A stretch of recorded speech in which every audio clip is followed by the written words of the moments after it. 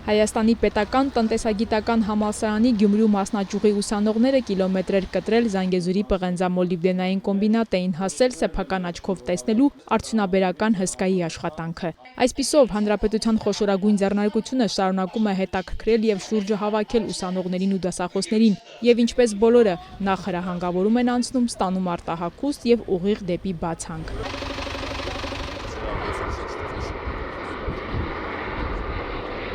Պղնձամոլիբդենայինը որպես Հայաստանի ամենախոշոր կազմակերպություններից մեկը եւ ամենաունիկալներից մեկը հետաքրքրության կենտրոնում է միշտ եւ վերջին շրջանում հատկապես բավականին ուսանողների մոտ հետաքրքրություն է առաջացել։ Ես այս չափի չէի պատկերացնում իրականում հանքը, դե նկարներով ավելի փոքր էի պատկերացնում։ Գիտեի, որ ամենախոշոր հարկատուն է, թիվ 1 հարկատուն է։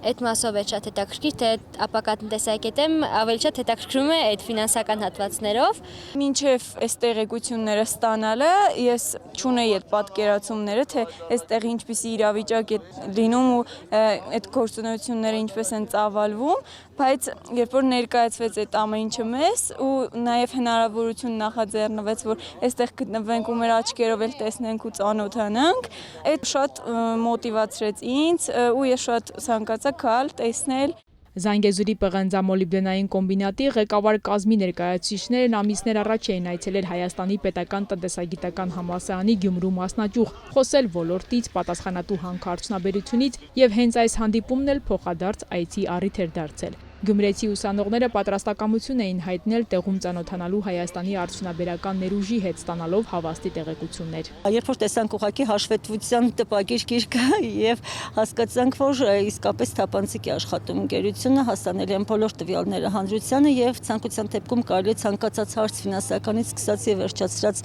արտադրական հարցերով ուսումնասիրել եւ վերլուծության ենթարկել, ինչը շատ հաճելի է եւ շատ լավ կլիներ, որ բոլոր կազմակերպությունների պարագայում նման փորձը տարածվելի լիներ։ Երբ որ որոշ ընկերություններ այդ շահագործում են,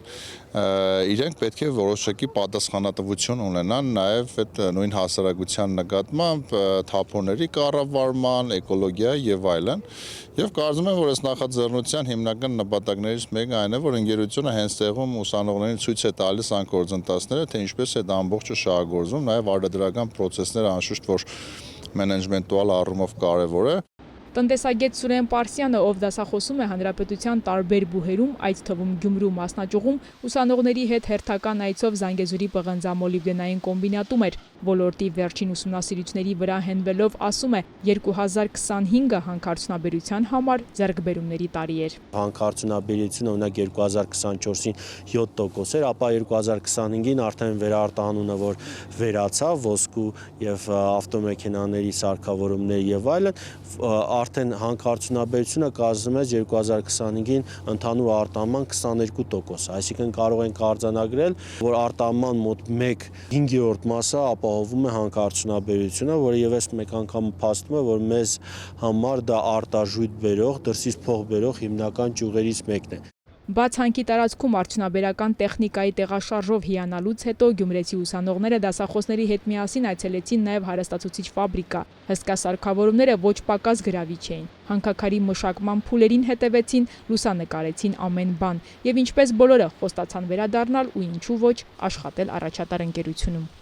Հերմինե Միքայելյան, Արթուր Հայրապետյան, Սյունիք լուրեր։